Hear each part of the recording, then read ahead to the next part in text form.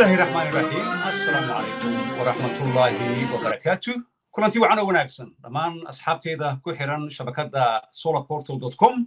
solarportal فيسبوك لايف يهدو دين دافع مروربا وحانو كجرنا دانكا يوتيوب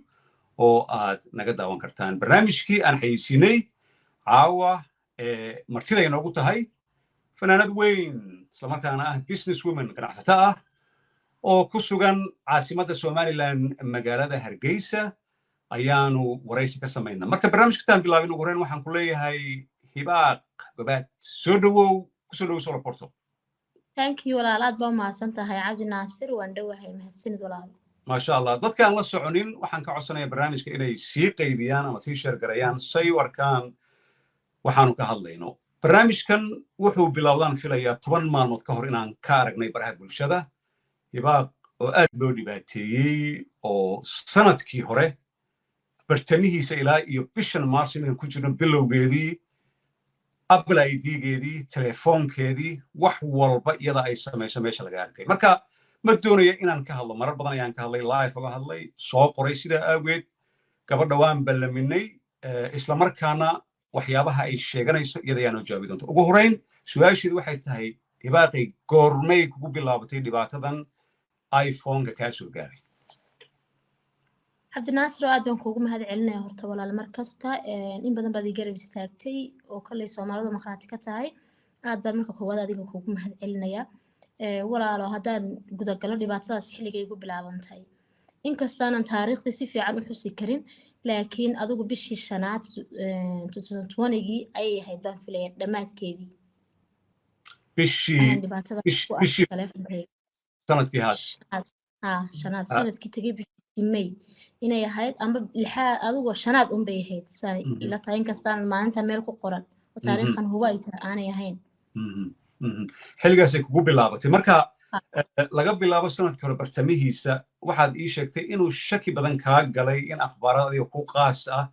lala wadaagay shakhsiyada dad kale marka shaki ugu horey goormaa dareentay waxyaabaha adiga ku qaaska ah ee meelaha qaarkood aad ku aragtay ama laga daba keen goormo ah waqtigaas diyaar xasuustay walaal horta waxaani marba maxay ahayd qofkani dadkani talaabay qaadayeen oo waxay ahayd markii ugu horeysay waxa la igu bilaabay WhatsApp la iga hanjabi jiray uma joojin jirin laakiin markaan arkay in wixii taleefankayga ku jiray aniga private-kay ahaa in maxay ahayd dad gacanta ku hayaan waxay ahayd adigu waqtigaan ku sheegay markii laga joogo ilaa muddo bil iyo bar meelahaas dhammayn ay ahayd xilligaas ay ahayd marka goormeed markii ku horeysay aad u tagtid shirkadda Smart Tech ee ku taala magaalada Hargeysa sababta u booqatana maxay ahayd Smart Tech markii ugu horeysay shirkadda Smart Tech wala waxaan u tagay 2017 waxaan u tagay telefoon baa la hagaajinayay oo la display wax la igu xiray waa iga xumaaday oo waxbay iyaga kaga xirmay saas baa markaa telefoonkan iskaga dhaafay markaa 2017 bay ahayd waana muddadii intaan iPhone isticmaalayeen oo shirkadda kaliya Hargeysa aan kala macaamilay markasta aan u tagi jiray gartay marka goormeed markii kugu horeysay oo aad xasuusatid Apple ID ma adiga gacantaada ku samaystay mise qof baa ku sameeyay mise Smart Tech baa laga sameeyay markii kugu horeysay xasuustid markii ugu horeysay waxay ahayd 16ka dhamaadkiisii waa markii ugu horeysay iPhone isticmaalay wiil baa ii sameeyay marka wuxuu igu yiri intuu ii sameeyay ugu yiri password-ka bedel password-kaas ka bedeshay si caadi ah ku shaqeeyay si caadi inaba ii sameeyay inaba ii sameeyay waa gartay xilligan haddii aad xasuustid imise jeer ayaad Smart Tech aad u tagtay oo let's say aad ugu tagtay in Apple ID lagu sameeyo ama telefoonka gacanta uu ka baxay markaa wallahi haddaan ku yiraahdo intaasoo jeer baan telefoon inaan hagaajisto ama wax la igu qabto ama wax uga soo iibsado ugu tagay been baan ku sheegay tira ma laha uma tirin karo laakiin Apple ID inay ii sameeyaan intaan ugu tagay waxa weeyaan hal mar baad u tagtay hal mar baan u tagay taas haddaan soo galay labaadaan samaystaba waa kii Apple ID kii hore inaan baa ku sameeyay kan waa kii labaad samaystay 16 ilaa waqtigaas aan isticmaalayay wiil baa ii sameeyay laakiin password-ka uu bedelo buu igu yiri intuu ii sameeyay password-kan bedeshay kan wuxuu kii labaad buu ahaa marka meeshaad ka samaysay dawadayaasha iminka qadka ku jira waxaan u sheegayaa barnaamijkan ma ahayn keliya in maaragtay smart tech lagu eedayo wax waan la xiriirnay saa la socotaan dhowr maalmood ka hor inagoo barnaamij diyaarinayna hibaaq baa ila soo xiriirtay waxay igu tiri cabdinaasir wadahadal baa noo socda iyaga iyo rag oo asxaabaana reer hargeysa marka waxay tiri hibaaq bal arrintan dad baa dhexgelaya si loo xaliyo bal yara sug hibaaq waxa keliya doonaysa waxay ahayd in baaritaan la sameeyo waxyaabo badan oo aan soo baarnay oo dhanka teknolojiyada waan u gudbinay waan u sheegnay meesha dhibaatada ay ka timid waxay doonaysay keliya in acknowledgement la sameeyo la ogaado dhibaatada la gaarsiiyey hibaaq isla markaana raaligelin laga siiyo mar dambana qof kale aanu ku dhicin ama gabar ama wiil hargeysa ku nool meel kale aanu ku dhicin marka laakiin arrintii waxay noqotay in ay waqti siiyaan markii dambena ay yidhaahdaan waxba kama qaban karno iyadoo la og yahay meesha dhibaatada ay ka bilaabatay waxaan kaloo aaminsanahay dadka iskale in aanu shaqo ku lahayn waayo shirkadda smartech waa shirkad weyn oo somaliland soomaaliya puntland meel walba ka shaqaysa uma furna keliya in qof apple id loogu sameeyo ama lagu dhibaatay marka taas waan ka afayfanayna laakiin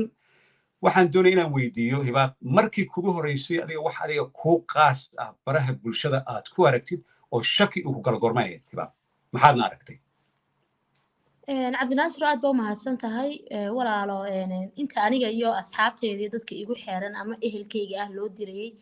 ayaa ka badan inta baraha bulshada lasoo dhigay baraha bulshada waxay ahayd maalintii dhoweyd baa ugu horeysay ee aan maxay ahaday aan soo fadhiistay aan hadlayay laakiin 10 bilood waxaa laygu hayay ehelkayga asxaabteeda qof kastoo aan la hadlo dadka igu xeeran oo dhan ayaa lala wadaagayay waxyaabahay aniga taleefankayga ku jiray oo loo kala qaybinay marba qayb loo dirayay suu marba qof ii yiraahdo waxaad leedahay naloo soo diray oo yacni maskaxdayda ay isku bedesho qofkan uu cadaadis ii saaro ana asaga uu maxay hayday u hoos tago maxaa ka mid ood sheegi kartaa hibaaq waxyaabaha ka mid aniga waxaan arkay video baan arkay laakiin videoga kolley anigoo shakhsiyan wax xun maanan arkin video dadku emotion bay leeyihiin qofku dee raggu wuu ilmeeya dumarku way ilmeeyaan wax walba qabsada fadeexad ceebna ma ahan maxaa kugu darnaa oo aad sheegi karta waxaadan sheegi karin dee annagu ka hadli mayno maxaad sheegi kartaa oo kugu darnaa oo aad aragtay oo aad la yaabtay oo baraha bulshada lasoo dhigay ama lala qaybsaday dadkii asxaabta iyo qaraabada ahaa walaal horta maxay ahayd waxa anigu san hore u sheegay waa runtayo dadku waa bini'aadan qof waliba uu ooyaa waanu qoslaa aniguna waxaan ahay dadka markay qof isqabsadaan amba laga gardaran yahay amba khalad laga galo amba ay caadoodaanba dadka oohinta ku nafisa ee ooya dhibna uma arko maxay ahaday intaa waxaan haynoo bulshada lala wadaagayna weli maanan arkin laakiin waxaan kuu sheegayaa wanka afifanay qof kasta horta wax u bareefada wuu leeyahay rag iyo dumar taleefanka halkaaga adoo joogaad isku duubaysaa isku sawiraysaa waxaad adigu raalli ka ahayn ama ha asturnaado ama yuu asturnaani waxaad adigu raalli ka ahayn in dibadda lagaa keeno dibadda lagaa keeno way ku xanuunjinaysaa aad iyo aad laakiin waxaan videogaas ahayn oo baraha bulshada lasoo dhigay ma jirin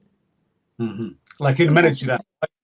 waanu ka afeefanay dad baa isku mashquuliyey oo yiri gabadha horta siday sheegtay hibaaq kole iyadaaba fadhisa qofka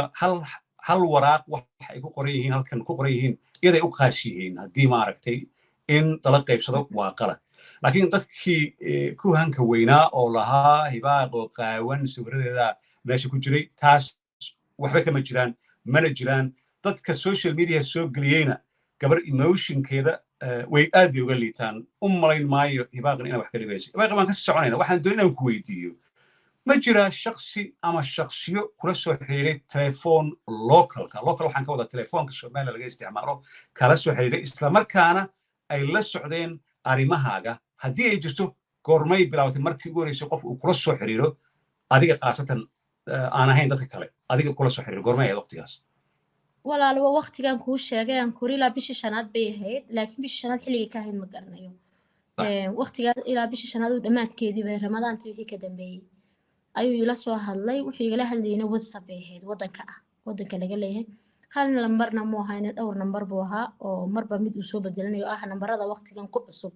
marka nambaradu way kala dambeeyaan nambaradii horena waa la garanaya kulley dadka Soomaaliland ku nool way garanayaan kuwan dambana way garanayaan wadan kasta inuu saa yahay ban malaynaya marka wadamada maxaa dhahaa nambaradan dambe ayuu ahay nambarada la igala soo xiriiray ama la iga soo hanjabay ama wax la iga soo diray la igu lahaa waxyaabahan ka haynaan taleefankaaga kala baxnay qofka mis leedahay inuu ku yaqaanay personally adiga shakhsiyan inuu ku yaqaanay wallahi horta cabdinaasir tumku waa dembi laakiin marka eego kulli qof walba caqli buu leeyahay waxbaan qiyaasi karaan qiyaaso qofkani waa qof si fiican ii garanaya hal qof inuu yahayna kolley anigu ma aaminsani waxyaabaan anigu arkay dartood ma aaminsani hal qof inuu yahay laakiin inuu ku jiro qof aniga si fiican ii garanaya halkan galay iyo halkan kasoo kacayo waxaan qabtay iyo wax walba taaka ila socda ayaa kolley ku jira boos kastaba ka qaatay gartay hibaaq waxaa jirta haddii maaragtay dhan kale aan ka eegno waxaa laga yaabaa dad xiriir ka dhexeeyey inay kala tagaan waxaa laga yaabaa dee qof caan oo haddana business woman baa tahay waxaa laga yaabaa nin dusha kaa eeganayay oo ku jeclaan jiray ama ku jecel ina sida keliya markuu ku heli kari waayey haddii aan idhaahdo sidaa uu markaa uu ku biiqsado ma dhici kartaa mise waxaas leedahay qofkaan ma ahayn qof xataa dhankaas si wanaagsan ila hadlo mar walba uu biiqsanayay oo ay dhibaateynayay cabdinaasir oo walaalo horta aad baa mahadsan tahay haddaan xaggaas ka eego kolley qof kasta uu isgaranaya isagu dabeecadiisa dadka inta igu xeerna si wanaagsan bay ii garanayaan anigu ma yihi dadka xidhiidhada badan ama xidhiidhadu iskaga khaldama aanay is idhaahda imise qofaad la sheegaystay intaasoo qof biluu qofkaa yahay markaas taas kolley shuur wey ma waan hubaa macquul ma aha qofka noocaas waxaa sameynayana kolley qof aan la soo sheekaysan kara maaha waa gartay waxaa laga yaabaa obsessive inuu yahay qof maaragtay kugu mashquulay ka bilaa camala waayo waqtiguu i geliyey horta bulshada wallahi haddaan siraado maanta suu ii dhibaateeyey kow uga bilow oo u dhamee ma dhammayn karo 2 cisho ma dhammayn karo oo 10 bilood baan dhibaatadan xamilayay qofkani camal kale aanu lahayn waxa dhacaysay xilliga dadku seexdaan aan maqsinkayga keligay joogo ama qolkayga qof suu yaqaano aan joogo ayuu dadku seexdaan 2 habeenimo wixii ka dambeeya ayuu ila soo hadlayay ama wax ii soo dirayay ama uu maxay ahayd cabsi gelinayay si aan markasta u noqdo qof saga u hoggaansan oo aan u baqo ama uu ii baqdin geliyo marka qofkani waa qof waqti badan iyo joodi badan i geliyay waayo asxaabtayda ehelkayga meel kasta oo galo qofka soo raadiyay waqtiga geliya kulli camal inta dhaama ayaan haynin ilaahayna ha siiyan leeyahay absolutely dawadayaasha waxaan kaloon aan u sheegaynaa in telesom markii arrintan ay ka war heleen ay u xil saareen dadkii madaxda ka ahaa telesom oo ay yiraahdeen hadda xilligan in ay hibaaq la kulmayaan isla markaana ay baaritaan samaynayaan isla markaana CID da Somaliland iyo xeeryaalaha u gudbinayaan wixii dacwad ah oo gabadhan lagu dhibaatay gabadha kaliya ma ahan haddii gabadhan la dhibaatay berrina qof kale waa la dhibaateyn karaa telefisonna waxay noo xaqiijiyeen inaanu siyaasadooda ahayn in qof oo macaamil ah lagu dhibaateeyo marka iyaday ka warsugayaan tan kale wax walboo jira hibaaq waxaan xaqiijinayaa oo ay ii sheegtay in wax maaragtay lacag ah ama magdhow ah aanan ka doonin cidna ay doonayso in arrintan baaritaan sharciga lagu sameeyo isla markaana qofkii dembigan galay sharciga aad u adag yahay iyo telecommunication wax walba la marsiiyo marka waxaan rabaa dhowr jeer ayaa lagula soo xiriiray waxaad bedeshay markii dambe Apple ID-ga laakiin isla telefoonkii aad isticmaalaysay maxaa ku dhacay xilliga markii aad bedeshay telefoonka maadan bedelin waxaad bedeshay Apple ID-ga oo istiri waad ka nabadgelaysaa marka arrintii ma istaagtay mase way sii socotay baa cabdinaasir waxa dhacday maan horta waxaan aqoon fiican maanu lahayn dadkan la wadaagay arrintaas qof walba waxaan ku raaday arrinkaas oo kale ma kugu dhacay oo iPhone ku ogaa arrinkaas oo kale soo ku dhici karaa ama qof walba aan aqoonta ku ogaa isla IT waxaas buu shaqo ku leeyahay marka dadka majority-gooda waxay ugu raadeen malaha Apple ID-ga lagula isticmaalayaa iska bedel Apple ID-ga lagula isticmaalayaa baa la yiri Apple ID-gan markaa bedelay shirkaddan Smartech baan tagay Apple ID-ga la soo bedelay Apple ID-ga markii la soo bedelay dhowr cisho kadib haddana Apple ID-ga la soo bedelay la soo sameeyay korta qoraalka waan kula wadaagay صح ii soo qoray ayaa haddana la soo diray un maxay ahaydey waa Apple ID-ga cusubna waan haynaa Apple ID-ga koleynu ognahay qofka iPhone isticmaala si fiican buu garanayaa Apple ID-ga hadda xaraf ah small aad ka dhigtid capital kuma gelayo ma gelayo sax Apple ID qof arkay oo ka maxay ahaydey aad uga fiirsaday ayuun baa heli kara okay waan soo gelaynaa taa way ku xigtaa marka waxaan doonayaa daawadayaasha iminka ku jira inaan u micneeyo qaabka dadka intooda badan way yaqaanaan 10 baan ka sameeyey oo sababtaan u sameeyeyna waxay ahayd markay dhibaatada ku dhacday hibaaq iyo dad badan waxaan dhihi karaa dad 100 ka badan ayaa la soo xiriiray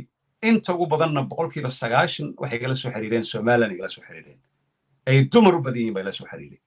oo caddaynaan u hayo marka qaabka u kala shaqeeyo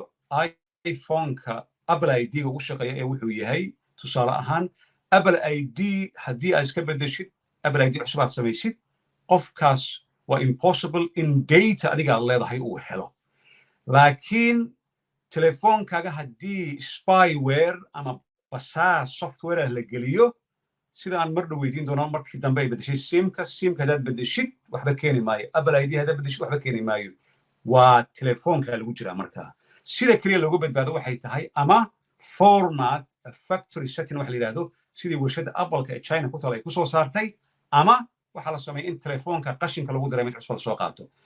maxaa dhacay hibaaq markii aad Ethiopia tagtay ama sim Ethiopia aad gelisay aad istiri way ku dhamaatay marka cid kula soo xiriir doonta ma jirto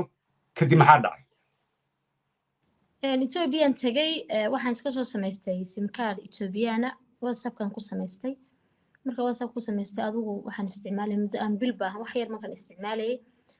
maalmaha ka mid ah waxaan tagnay Gabiley baan lagu casuumaan tagnay anigii dad kale oo fanaanina markaan saa u tagnay un baa maxay ahaydey waxay la soo xiriiray ina fanaanada rasmiyeed oo dhan asxaab isku dhawahay ay igu tiri saaxiib waxaad ii soo dirtay waxaad leedahay صح markuu soo dirino WhatsApp ma soo gelin baan ku yiri marka nambarka caadiga Hargeysa waqtiga joogtay ay iga soo wacday waxa ku ruguma soo dirina waaban eegay khadkan furtay aan waxba uma dirin screenshot bay soo qaaday waxay waaba nambarkaaga waaban is aragnay Hargeysaan imid waaba nambarkayga baa inta wax looga soo diray ana ma arkayo adoo wali si Ethiopia haysta anoo simkaarka Ethiopia haysta haddana inan kala walaalanahay anagu aan walaalanahay oo Hargeysa joogtay Mareykanka ka timi baa haddana ayuun baan u sheegan ku yiri walaa waxaas bay haysta anagoo maalin meel ka wada qadamsay igu tiri sawiradaada noocaas waxyaabaha noocaas amba waa la soo diray sodii aduu ii soo diray waxaan isleeyahay maxay kaaga soo dirtay markaas baan iska bedelay kiina WhatsApp dhan baan iska daayay gabiyaha waa joojisay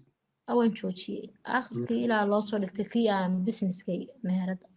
aan dadka macaamiisha kala hadli jiray ayada qofkii kala soo xiray marka dadka asxaabtada la xiriiray iyo qaraabada qof walba la xiriiray Soomaa okay kasto asxaabteeda waa loo diray waxaygaas baa loo diray inanta ma garanaysaa hay la soo hadasho maxay ahaydey inay la soo hadasho un baahanahay un baa la oranayay okay su'aasha daawadayaal ugu muhiimsan dagartu Ilaahay bay taqaanaa su'aasha ugu muhiimsan ee maamulka sare smart marka aan weydiinay markaanu sameynay baaritaanka sologroups.com waxay ahayd very simple anagu ma oran hibaaq waxay u tagtay smart xarunteeda ku taala Hargeysa dhowr branch ay leedahay mid kamid ayay u tagtay oo wiilal Soomaali ah iyo kuwa Jaanib ay ka shaqeeyaan marka kulay maamulka sare xilliga Somaliland ma joogay dibadda ku maqnaayeen sidaan ku war helnay Apple ID ayaa loo sameeyay marka loo sameeyay Apple ID-gi meel baa lagu qoray oo loogu kaydiyay sida iyada inoo sheegi doonta iyadana ii sheegtay mar hore 3 maalmood baa ka soo wareegtay markaa iyadoo berbere joogto la yiri qoraalkiina anaaba soo dhigay Facebook waayo Apple ID-ga hadda ma isticmaasho oo la yiri waan kula socdaa meesha joogtid wili lahjadu xogaa waxay very strange lahjad koonfur bay ahayd oo laga dhigay ila lahjadu hadal qofkood garanaysa laakiin qoraal garan maysid oo la yiri after 3 days 3 maalmood kadib markay ka soo tagtay smart la yiri waan haynaa baa la yiri Apple ID-gaaga maanta berbera joogtid dadkaas la socotay waxaas arinta waqtigay dhacaysa dareenkaaga muxuu ahaa hibaaq iyo maxaa dareentay marka xilliga walaalo horta walaa aad bay u dhibaato badan tahay ilaahay baa caalimul qayba oo wax walba ka warhaya laakiin marka qof binaadana ku daba galay halka markaasoo kaliya tana maaha markasta aan meherada joogo meheradaada wadiga ka baxay wadiga qofka la socda igu socotay oo aan iska xamilay laakiin maalintaas wallahi xoog baan uga xanuunsaday markuu qofkii igu yiri Apple ID-gaygii cusbaana uu ii soo diray maxay ahaydey haddana uu location-kan joogay iyo wax kastana uu haddana ila soo wadaagay aad baan wallahi uga xumaaday ii xanuunjisay laakiin qofka wuu ogaa xataa waxa laga yaabaa inaanu berbere joogin laakiin communication-kaaga iyo waxa social media soo gelisid wax walba uu ogaa soo lama dhihi karo way dhici kartaa marka waxaad ii sheegtaa imise social media account baa lagala wareegay intay arrimahan ku daba socdeen horta markii ugu horeysay saan hore u sheegay waxaa laigala wareegay WhatsAppka waxaa ku xigay Facebooka Instagramka hay maxaa ku wixii basaas wada haray runtii horta Cabdinaasir uma jecel anigu inaan markasta amba meel ka muuqdo social media aan dhex ororto oo waxaan ogahay kolley dadka qaar haddii maanta ay arrintani ku dhici lahayd inay markasta bulshada la wadaagi lahaayeen waxaan arkaya dad igula hibaaqay maxaad u qarsatay dadka ula soo wadaagi weyday anigu inaan social media dhex orordo waxa iiga wanaagsanayd waxaan daba joogay iyo dhibaatada igu haya inaan ogaado mar walba waan iska aamusayuun oo aamuskan ku dadaalayay meeshan salaado waxba kaaga baxaya ama waxbaad ka helaysaa baan tegay anoo aamusanan dadka inta igu xeeran mooyaan cid kale la wadaagin marka waa markii WhatsAppka laigala wareegay qof walba wuu la yaabi jiray hibaaq WhatsAppkaagii maxaa ku dhacay waa WhatsAppka waa layga jabsaday qof kasta wuu yaabay waayo qof yiri WhatsApp baa laigala wareegay ma jiro qof walba wuxuu warinay WhatsApp ma lihid WhatsAppkii maxaa kaaga dhacay WhatsAppkuna kale waa aaladii dadku xoog uga wada xiriiraan imika waqti xaadirkan waana waxda qofka u bareefada marka haddana Facebook baa laigala wareegay waan iska day mid kasta waan ka haray Instagramka laigala wareegay waan iska day beri dambe samaystay maalmo dambe aan Facebook yara samaystay markaan taleefanka cusub iibsaday baan wixii kalena aan iska samaystay waan gartay horta arrintan anigu ma ogeyn 10 maalmood ka hor waxaa ila soo sheer garaysay ama ila qaybsay gabadhaad qaraaba tihiin oo nasro la yidhaahdo oo aan asxaab nahay oo ku nool oo isaga qof aad u wanaagsan ah oo maaragtay ila soo sheer garaysay waan arkay arrimahan baaritaan dheerna aniga iyo qolo kale oo isla shaqeyna ku sameeyna waxyaalo badan baan soo ogaanay laakiin ma ahan inaad meel soo fadhiisatay oo cidna eed dushaad ka saartay waad u tagtay qoladan smartag waxaa tiri walaalayaal waa la dhibaateeyey waxaan doonayaa in arrintan aad wax igala qabataan waan ka xumahay hibaaq waa soo laabatay okay su-aashaan kuu soo celinaya marka ma aadan soo fadhiisan baraha bulshada waxaad u tagtay qoladan smartag waxaa tiri waa la dhibaateeyey meeshiina laga dhibaateeyey Apple ID-gii 3 maalmood ka hor ay samayseen maxay ahayd jawaabtay ku sheegeen smartag iyo maamulkooda waxaan u tagay horta markaas maan la kulmin horta Cabdinaasir madaxda maan la kulmin ama dadka meesha ka mas'uuliyiinta inankii waqtigaas ii geliyay Apple ID-gan u tagay waan weydiiyay waxaan ku risay ku dhici kartaa wuxuu igu yiri kole meesheeda walaal kamay dhici jirin waxa iyaguna waa safety tolosay ku dhici kartaa anigii uu dib ii sii weydiiyay aniguna maadaama horta ma jecel dadka buuqa jecel meeyay waan iska aamusay aniguna qof waxaan ahaa wax tabanayay oo maxay ahayd dhibaato iska haysatay waxaan ku waa dhibaatadaas ay haysatay saas taleefanka dhibtaas la igaga hayay hadana baleedigina la soo diray maxaad ii qaban kartaa baan kursay waliba may horta wuxuu igu yiri qofka waxaan ku ruuxay waxaas baa jira wuxuu igu yiri link man u diraa numberka kuu soo diraya yani saad u ogaatay locationkiisa waxaan ku yiri ana qof kasta ila waxaan kugu qabanayaa kulli waan maxay ahayd waan ku dhawaanay ha walaal baan ku waliba wax kasta oo u baahan tahay diyaar baan ku lahay marka inanka jawaab dambe ma soo siin waan helay waan waayay waan u diray midna ima soo oran maalin labaad haddana taleefon kale ka hagaajinay inay walaalnay ugu hagaajinay oo iPhone ayaan is aragnay inankan meesha haysta waan u sheegay waxaan ku risay asaas ba dhacday oo talosay ku dhacday bas si simple oo baan isku dhaafnay ana lama baan sii doodin taxi bay taagna waan iska baxay maadaama ay ahayd dhibaatadan wax idaashaday oo wax igu cusub aan ahayn xoogga maan sii saaray waxaan arkay oo mar hore aan ku weydiiyey videoga adigoo ilmeynaya la soo geliyay baraha bulshada dad ay qaybsadeen oo maaragtay markii ugu horreysay aad arkay dareenkaaga siduu ahaa hibaaq wallaahi aad baan uga xumaaday aadna way ii xanuunjisay laakiin wax kasta waxaan sirin ilaahay isku xulun baan siri waxaan maadaama adigana in badan uu qof waxyaabo noocaas kuugu hanjabeeyay qofkan mar walba isagu waxa uu muhiim u ahayd inaan isagu daba joogo ku daba faylo aniguna inuu bulshada la wadaaga baan ka doorbiday wixii uu iga hayo wuxuu doonaha sameeyo marka wallaahi si kasto kulli horta dhibaato badan baan dareemay culays badan baan dareemay oo hibaaqdeedii hore waan iska bedelay laakiin maxay ahayd ilaahay baan isku xidhaa alxamdulilah dhahun baan wax kastoo kugu dhaca way qorneyd waxba lagama qaban karo marka hadduu hal mar faafay okay daawadayaal saan idiin sheegay gabdho badan ayaa ila soo xiriiray xilliga oo xataa qaarkood screenshotkaan soo gelay qaarna waan u sheegay ma soo gelin karaa ma yidhahdeen waan kada gabar ka mid ah baa sawirka smartag intay soo qaaday waxay tiri weli ingiriis waxaan filay gabadha qurbajoog inay tahay laakiin hargeysay ku nooshahay oh my god bay ii soo qortay kas waxaa la soo gelay waa cousin waa ereye oo ay tiri meeshan telefoon baa laigu soo sameeyey telefoonkii laigu soo sameeyey waxaa dhacday bay tiri iyadaa tiri in dhowr maalmood ilaa isbuuc kadib in aan arkay bay tiri sawiro niman iyo naaga qaawan oo meelay ka yimaadeen aan garanaynin oo si qalada igu soo dhacay ayaan arkay bay tiri marka arrintaasna yaab bay la noqotay marka waxaa dhacday waxaan filayaa hibaaq qadka ayay ka maqan tahay anaa sii wadaya iyadana way soo laabanaysaa hibaaq gabdho badan baa ila soo xiriiray kolley arrintan umaadan samayn keliya in adiga maarata qofna aad ku maagtid qofna kuma aadan maagin adaa lagu soo maagay qofna la maagi maayo laakiin arrimahan keliya kuma dhicin marka dadku waxay soranayaan hibaaq keligeed maxay usoo hadashay waxay usoo hadashay kolley adigu qof caan ah baa tahay oo baraha bulshada ka sokow business women ah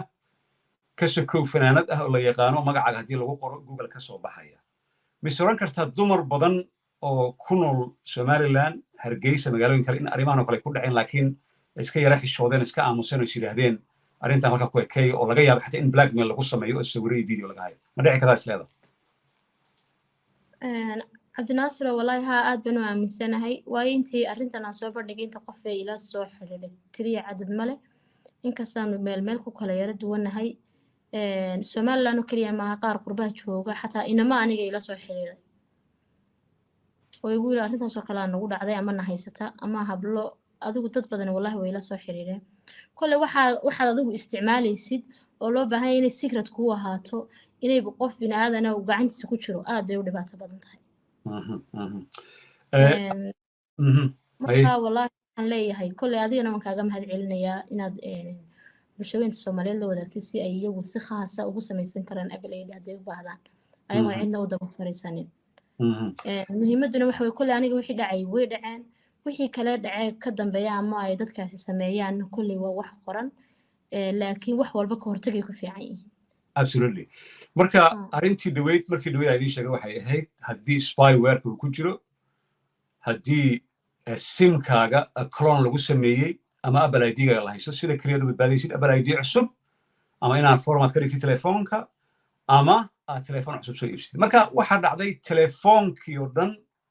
ibaa qashinkay ku dartay mid cusub ay soo iibsatay wax walba ay furtay marka kadibna waxa ugu yaabka badan ee hibaaqaad ii sheegtay waxay ahayd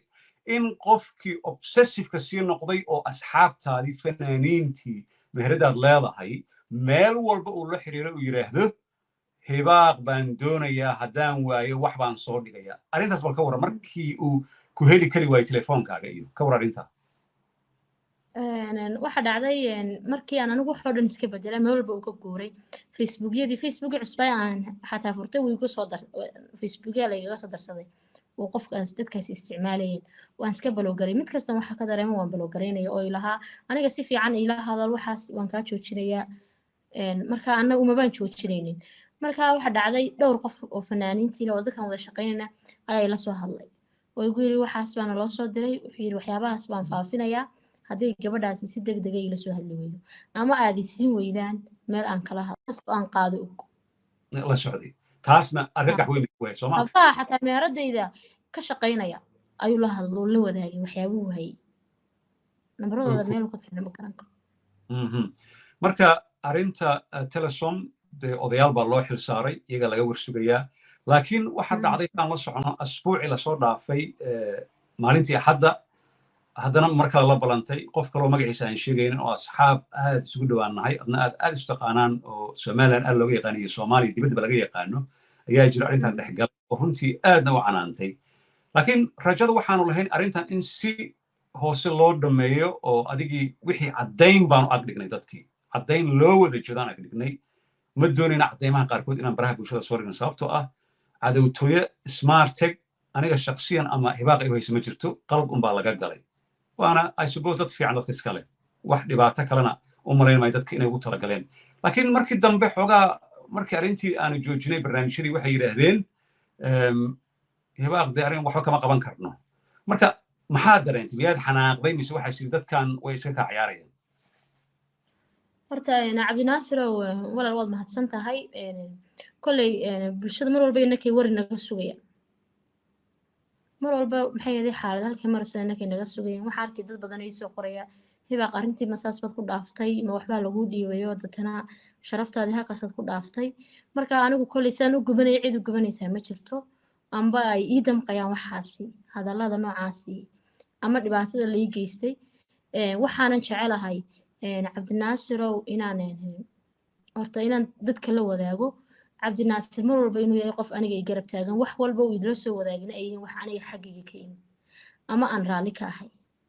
waan anigu raalli ka ahay ama anigu macluumaadan usoo gudbiyey ama wax lai geystay oon caddayn u hayo oo aan isaga la wadaagay mar kastana waxaan aaminsanahay dadkan amba ila hadlay amba isku hawlay inay ila hadlaan badankoodu inuu sabab u yahay inay la hadlaan waayo hadalkiisii anigu markan maxay ahaday fuliyo waduubaya maan ka hadlin shirkadna si caadi ah umaan ataagin dhibaato say ugu dhacday un baan sheegay isagan laakiin si bareefada faahfaahin u siiyey isna faahfaahintii dabagal buu sameeyey baaritaan buu sameeyey wax walba kasoo baxay kulli badankeeda wuu idila wadaagay wixii aanu markaa macquul ahayn la idila wadaagana oo de waxaan macquul ahaynba anigu balse waxaan jecelahay anigoon hadalka badinaynin inaan maxay ahaday sheego inaan mar walba aan wax cad cid kastoo aan haysto qof dhibanaa baan ahay qof walba aan tuhmo waxaan xaq u leeyahay inuu tuhunkayga iga si xalaala iga tuhun saaro anigoon wax kale ka doonin waxna ku xujeynayn okay qofkuna biniaadankana markuu dhibaato lagu hayo waa inuu fahmaa halkii kaga socoto iyo cidda ku haysa laakiin haddaadan garanay meel lagaaga socday sabab lagu dhibaataynayo way ka xanuun badan tahay mar kasta anigu waxaan jeclaa wax walba in hoos loo dhameeyo cidna aanan ama ganacsigeeda duulimaad ku noqon cidna aanan dhibaato u geysan anigana waxba aan leeyahay aanay dibadayga iman ama waxaan diidayo dhibaya aan cidna maxay ahayday dee aanay cidina wadwadin waxaa jirtay shirkadan smartag wax cad baan ku haystaa waxaanan jeclaa waa dad waaweyn aabayaashii bay laaleegihiin ragga meesha haysta ee leh waxaan jeclaa dee sidii inantoodii intay iisoo hor fadhiistaan inay qanciyaan oo ay maxay hayday wixii aniga aan ka cabanayo ay ila eegaan haddaan xaq ugu leeyahay igu yidhahdaan xaq baad noogu leedahay madax meel ka sarreyso la salaaxaa ma jirto bini aadana kama weyne hibaaqay wixii way naga dhacena raali noqo xataa ee qofkan baana kugu sameeyey ee la xisaabtan ayaa aniga iga badan ama hibaaqay wixii xaq nooguma lihid oo sababtaasaad xaq noogu lahayd meesha waan tagnay maxay ahayday dad baan iyagu weliba u igmadeen inayna dhex galaan baana dhex galay waan tagnay dad mas-uuliyiin aana dhex galay waan la hadlay waxaan ku yidhi walaalo abal ay dhigan idinkaa ii sameeyey maanta cabdinaasir waxaan labadeenu isla ognahay haddii qof saddex iyo ilaahay isla ognahay haddii qof saddexaad ogaado ama adaa sheegay ama anaa sheegay abal ay dhiga ayagu ii sameeyey in laysoo diro oo qof kale uu ila soo wadaago dee sababtooda anigu ayagan maxay ahaday ayagan khaladkii saaray waa talabaad abal ay dhiga waxay igu yidhahdeen inan baa kuu samaysay inantii uu yidhi way kuu samaysay mooyaane inan kale ay geliyey galabtii markan tegey meeshii intaas oo shaqaalaaba meeshii jooga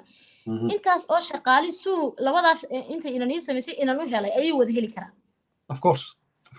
maalintii markaan u tagnay wuxuu igu yidhi ninkii meesha laa intuu saa taleefonkiisa usoo qaaday hibaaqay abalay dhigaagu intaa ma yahay haabaan ku yidhi abalay dhigayga ma sagaal hamse anaa laha inamada guriga ila degan dadka guriga ila degan waxay isticmaalaan iphone haddaan u baahanahay inaan cid wax aan la wadaago ayagaan la gashan lahaa lacag kumaan bixiyeen abalay dhi inaan samaysto waayo waxaan u samaysanay wax gaara inaan yeesho ayaday sidaa tahay ay kii meesha lahaa wuu hayaa computerkoodii baa ayay ii fureen abalay dhigaygii baa sawirkayga saas ugu qoran yahay cidina adduunkan isma aaminto aniguna waxaan ku tuhmayaa inay abalay dhigaygan ay maxay ahaydeen sababtaan u qabsanaya ama aan maxay ahaydeen doonayo inay dee ii gar dhigtaan oo aan de wada hadalno ama aan wax ku haysto waxa weeyaan abalay dhigayga anaa gaar u leh ayaguna way wada hayaan shaqaalaha dhan computerkaasa ka dhexeeya computerkii u dhex yaala kii meesha lahaa halkan buu ku hayaa inan baa ii samaysay inana maalintii wuu ii geliyay abalay dhigay baa sawirka markan u tegay aan ku yiri abalay dhigay ay sameeyeen ikraan baa ila socotay inaan saaxiibna kulay bulshadu way garanaysaa إيران شماغ بيلا ستوان كور ولا أبل أيدي محاول سيف كرين سي باسورد وحي يقول السيستم كان كوجل لنا لعل هدو كارلو مو كله أنا أمورا كديدة يا يوم بس كجتهي مركز أنا وحنا لي أبل أيدي هذا دونا ينعي لا استعمال شو لعق ما نكون بحياني أنا دت كان قولي لا شو قبل أيدي أنت لا استعماله وأن قشطه أنا وحنا لا سودقان إسكدين لهذا لكن أبل أيدي أيوة كنت حيا هيبة ولا حيا وحكلو جرتا قاليبا هيا أسقيبا هيا maxay heeday maalintii markaan wada hadalnay dadkii maxay heeday noo dhaxeeyay waxay yiraahdeen dawo arrinka waa saasay inantan arrinkeedii waa saas bad khaladka ku yeelateen maxaa xala waxay rabaan isku noqodkii waxa weeyaan markaad maanta tirada Cabdinaasir oo baaritaan ma sameeyo isku noqonaynaa wixii aad soo heshay aniga inaad igula soo noqoto sax ma sax ama dadkii noo dhaxeeyay tirada arrintii baqsaasay noqotay isku keenkeena waan balansanay waxay sameeyeen qof walba madaxa qof walba mas'uul aan isgaranaynay ayuun bay soo diray hibaaq arrinka ay nagu wado waxaan doonaynay inaga gabagabayso riisan waa inaad ii keentaa taa sababta iga gabagabay waxa waanu yeelanaa ama maana yeelan laakiin haddaad tiraahdo wixii oo sabab la'aan hibaaqay nooga gabagabay meheradayada darteed iyagu waxay ka hadlayaan duuyo meheraday maanta magaceeda bedeli karaan laakiin tan waa sharaftaydi anigu sharaftaydi dadnimadeedan ka hadlay qof aan weligii ma bedelay inta ka dhimanaysa ka noqonayso hibaaqayda sanhanaya wixii aan umada la hor imaadaan lahaanaya ayagoo meheradooda eegaya inay sharafteedii duudsiyaan xaq iguma laha wax cad baan ku haystaa abal ay dhigay way u saf gareeyeen waa la iga soo daba diray ayaga cidna ugama dhawa taleefankaygana waan u geynayay markastaan u geynayay taleefankaygana waxaan raacaya markan qof dhibanaay meel laga soo raacay aan garanin aan noqdo meel kastoon maalin istaagay ama qof kasto taleefankayga gacanta ku dhigay walaalkayna ha noqday tixraac baan ku sameynaya aadiyad marka waxay xaq igu lahaayeen inay yiraahdaan hibaaqay waxaagi saasaanu khalad ugu lahayn oo bari uga nahay ama saasaanu khaladkii ku yeelano walaal qof kama weynide de qof kama weyni haddaan anigu qabsoon way dad xariga baan leeyahay xarigii way qabta hibaaqay raali ahow de saay wixii nooga dhaceen qofkaasaana geystay laakiin isagoo maanta shaqaalaha ii shaqeeya de ma difaaci karo hadday khalad galaan ma difaaci karo aan dhalay baan difaaci karin oo khaladkii ku difaaci karin ama aanan u dhaaran karin isagoo shaqaalihiisa difaacaya wuxuu la soo hor istaagay maalintii hore ninkii meesha lahaa mas'uuliyiinta ma lihin walaa ma samayn karno waayo say ku dhacday waa inaad ii sheegtaa inaad abal ay dhiigaygii layga soo daba diro iyo inaad adigu hayso oo shaqaalihii hayo oo inantii ii samaysay mooye inan kale wii geliyo oo kombiyuutarkii inuu abal ay dhiigay baaswordka saa u dhex yaalo hibaaqay aan kaa dhex galay waxaa kaloo jirta daawadayaasha saan idiin sheegnay cidna toos looma maagin waxyaabo badan baan baarnay technology inagoo isticmaalayna waxyaalo aan la wadaagi karnay aan la wadaagi karin laakiin breakthrough waxa la yiraahdo wixii ugu muhiimsanaa waxaan helnay waxay ahayd qofka markuu wax samaynayo qalad buu sameeyaa somehow hibaaq waxa loo soo diray message baa loo soo diray message oo computer iyo telephone laga soo diray oo linka loo soo diray marka linka meeshuu ka soo baxayana internet protocolka IP-gana waa leeyahay meeshuu soo maray protocolkana waa leeyahay marka caddayntaas ayaanu gacmaha ku haynaa iyo waxyaalo ka sii daran baan haynaa laakiin anigu waxaan idhi hibaaq xaalku wuxuu ku fiican yahay in dadkan si hoos loola hadlo dad ay dhex galaan iyagana businesskooda okay u ahaado ilaa markii dambe ay yidhaahdeen propagando xogaa iska cheap oo xataa aanu qalbin laga hadla yidhahdeen cabdinaasir especially markii hore cabdinaasir hibaaqa la yidhi cabdinaasir lacag buu doonayaa la yidhi anigu hibaaq iyada ima soo raadsan anaa raadsaday naas waa sukaan xirtay I think حتى هدي لديه لها 1 مليون بان ku qaadanaya hibaaq ayaa ka qiimo badan iyo gabdhaha Soomaaliyeed ee baraha bulshada lagu dhibaateeyo oo mar walba arrimahooda aan ka hadlo marka hibaaq waxaan rabaa inaan ku weydiiyo waad ogtahay waxyaabo badan aanan ka hadli karin baan kula sheer gareeyay oo aan kuu sheegay qaasatan masajidii lagu soo diray qaasatan Apple ID-ga telefoonka waxa lagu sameeyay wax walba marka markii ugu dambeysay smart tech aad kan jabtay oo ahayd bes ama sharciga aan isla tagayna ama ummadda garsoorana u noqonay goormay waxay ahayd maalintan Cabdinaasir oo soo ogtahay maalin waanakii balana ay waqti qabsadeen ay igu yiraahdeen waqti baan maxay ahayd nasi axadda haynoo ahaato axaddi xaggan war uga sugay dad bay ii soo wakiisheen waasaan ku sheegay yiraahdeen hibaaq arrinta naga gabagabayso riisan aan u gabagabeeyo na email sheegay waliba haddana dad kale ay la soo hadlay hibaaq waqti kale nasi anaga idin dhex galina dadkiina wax maxay ahayd de macquul ama aan anigu ku qanco lama soo hor istaagin aniguna waxaan idhi walaal idinkuna wixii aad ii haysaan aan dhibaato idin geystay ama aan wax khalada aan idiila imin dee bulshada la hor kaalaya anna waan la hor imanayaay dee Soomaali maxay wada inoo garnaqaysa dee ama anaa khaladka yeelanaya bartaa maraya intaan madaxa mujaahid qaado dee ama idinkaa yeelanaya oo iga garbaxaya صح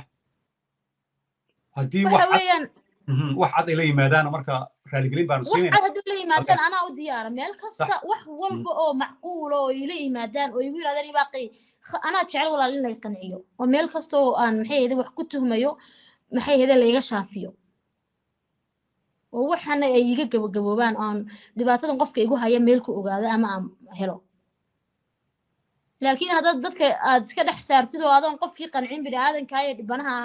aad dadka qof kale aniga day ma qancin karo ayaga wax ka tabanaya iyaga ay qancin kara ayagoon cidna xagan cidna aan iisoo wakiilan bay qancin karaan waxaan leeyahay gabagabeena ana ii sheegi karaa oran kara hibaaqay sababta u gabagabay iyadana arrin kale ma lihid ila bini aadan baan walaal arrin kale ayaa jirta hibaaq oo dad badan ayaa soo weydiiyay haddana qaarkood halkan ku qoraya smart kaliya ka hadasheen waxay yiraahdeen telesom oo inanta fariin looga soo diray telefono kala duwan aan baraha bulshada aan soo dhignay maxaad uga hadli weyseen bilowgii barnaamijku waxaan ku bilownay odayaashii iyo maamulkii sare ee telesom ayaa ka cudur daartay waxay yiraahdeen arrintan baaritaan baan ku samaynaynaa hibaaq waan u yeeraynaa waxaan soo helaynaa waa loo yeera waa u tagtay Soomaa bal ii sheeg idinka adiga telesom waxa idin dhexmaray telesom walaahi waan u tagay aniga dad kale u tagnay maxay ahayd waxay yiraahdeen hibaaqay dee dhibaatada horta lagu geystay waan ka xunnahay dee meeshana telesomna kale dadku say og yihiin shaqaaleynta lagba ka shaqeeya baaritaan baan sameynaynaa naga warsug wixii aad xog heshidna noo soo gudbi marka ayaga weli waan ka warsugay inkastoon jecelahay wax walba walaal inay hore ay ku dhamaadaan oo maxay ahayd qofkaas horta ilaahay baa wax walba og ilaahay baana cid bini aadan kastoo wax baaraya ama gacanta ku hay ilaahay baa ka weyn horta waxa la sameynaa laakiin aan jecelahay inay wax walba ay hore iga dhamaadaan aniga culays ugu hayaan horta culays kasta kugu hayaan waxaan kuu sheegay horta maalintii ugu horeysay aan ku arkay kumaan arkin inaad tahay qof jilicsan waxaan ku arkay qof adag oo hablo badan oo Soomaalida ay ku daysan karaan waayo waad soo fadhiisatay dumarka qaarkii haddii lagu sameeyo intay guri isku soo xiramayska aamusi lahaayeen marka hadda horta albaab baad furtay laakiin waxyaabaha cajiibka waxay tahay arrintaa markay hawada soo gashay oo laga hadlay meel bal la soo geliyey telefoonkii waaga active-ka ahaa ma doonay telesom sheekada inaan sii galo ilaa odayaashu ay ka dhameeyaan telefoonkii active-ka ahaa hawada ayuu ka saaray marka hadduu alla yiraahdo waxaan kuu sheegayaa hadda intaan barnaamijka soo gelin ka hor ibaaq akhbaaraad fiican ayaan helay waxaan kuu sheegayaa ninkaas waxa sameeyey iyo nimanka la sameeyo dhan they on the run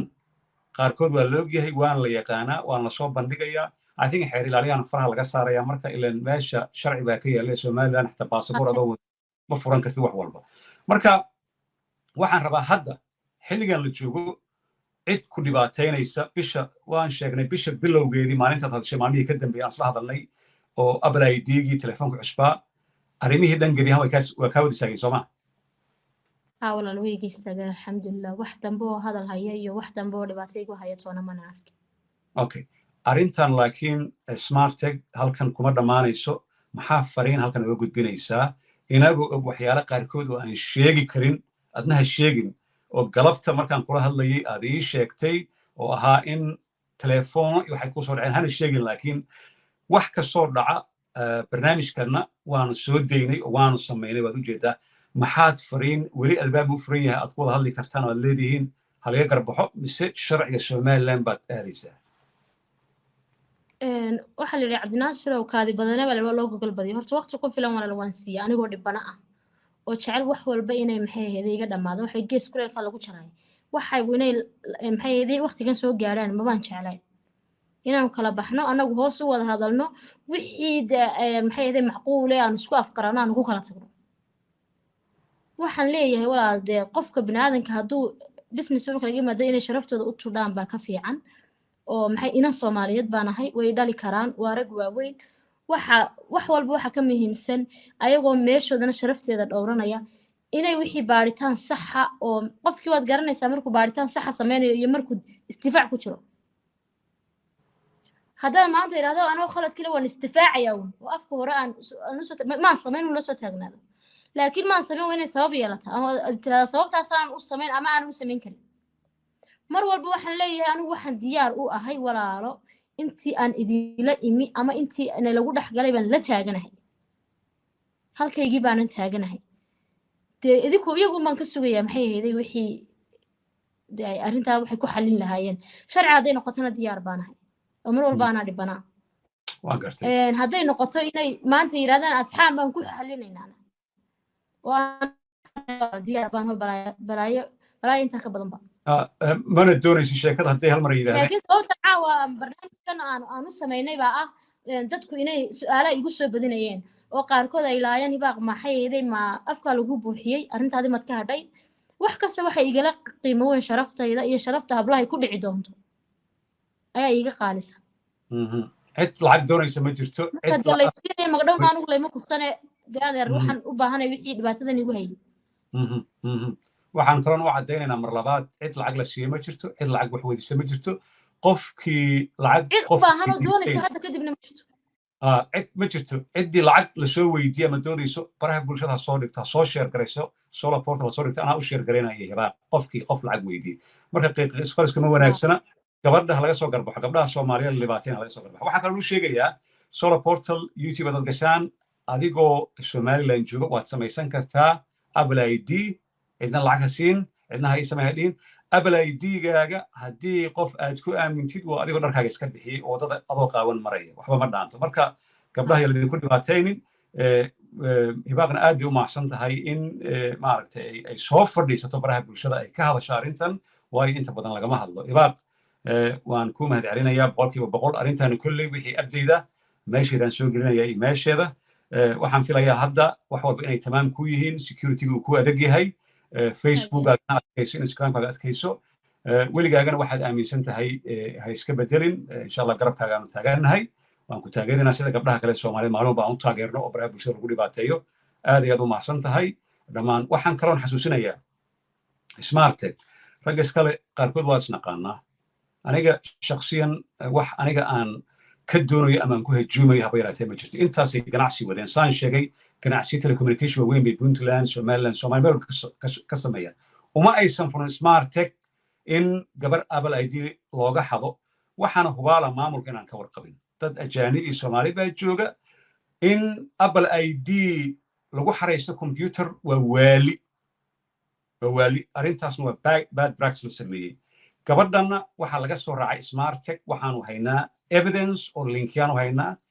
IP address baan haynaa waxaan haynaa linkyo kala duwan telefoonaan haynaa waxyaalo badan aan haynaa oo haddii cadowtooyo iyo nacayb qof ay ku jirto oo aan dhihi lahaa aan soo bandhigno waxa laga yaabaa xataa hibaaq mararka qaarkood iyadoo xanaaqsan ay tiraahdo Cabdinaasir waan soo dhigay anaa oranay hibaaqay iska daa it's not worth it waayo in lagaa gardaran lagu dhibaateeyey maanta hibaaq waxba lagama hayo iyadoo qaawan lama hayo iyadoo sawir xun ku jirta lama hayo laakiin haddii la heli lahaa maanta heli lahaayeen qofka ma deyn lahayn laakiin isaga is dhibaatay mar walba waa yiraahdaa gabar Soomaaliyeed qofkii dhibaateeya hooyadiisu dhibaateeyay hibaaq mar kale aad iyo aad u mahadsan tahay insha Allah waan isla hadlaynaa